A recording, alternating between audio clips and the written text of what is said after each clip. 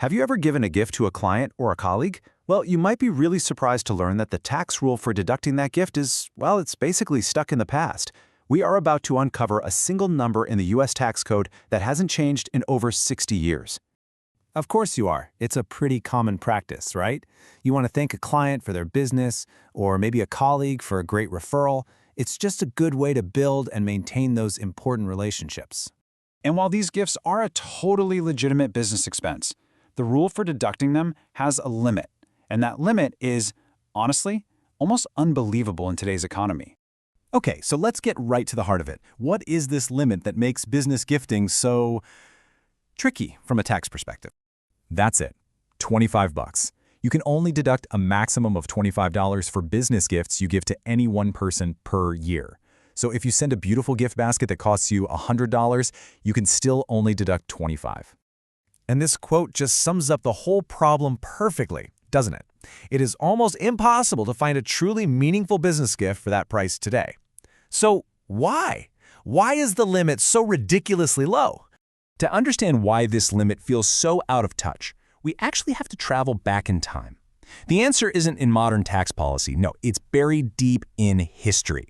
So let's solve this little mystery. Why, in an age where everything costs more, are businesses stuck with a deduction limit that barely covers the cost of a decent lunch?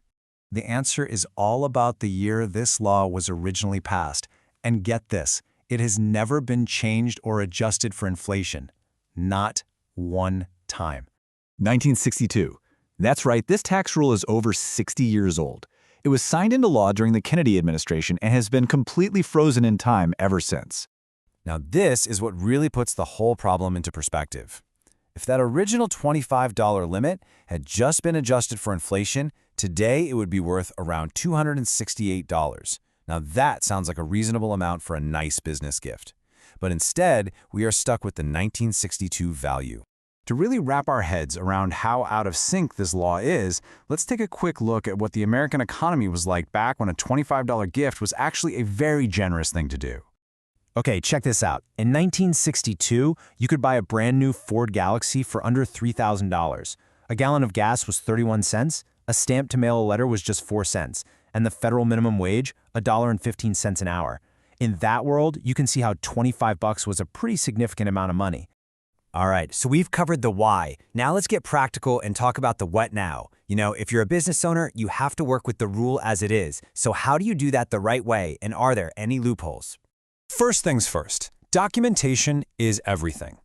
To claim even that tiny $25 deduction, the IRS needs you to keep records of these 5 things for every single gift. What it cost, the date you gave it, a description of what it was, the business reason for giving it, and your business relationship to the person who got it.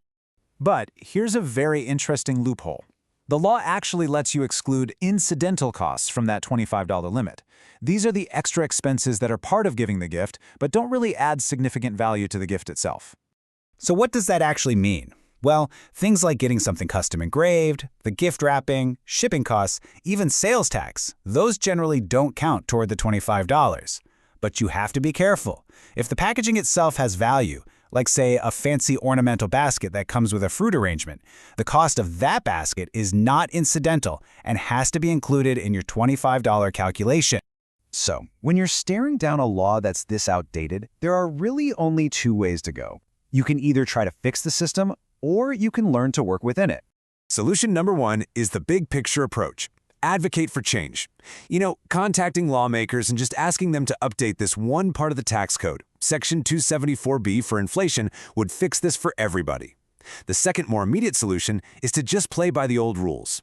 If you want to deduct the entire cost of a gift, you've got to keep it at or below that $25 line. And that's really the bottom line here. A piece of legislation, written when the world was a completely different place, is still on the books today, and it's creating this weird, impractical limit on a very normal business practice. And you know, it leaves you with an even bigger question. This is just one tiny little section of the massive US tax code. It really makes you wonder, how many other parts of our legal and financial systems are still running on rules that are decades and decades out of date?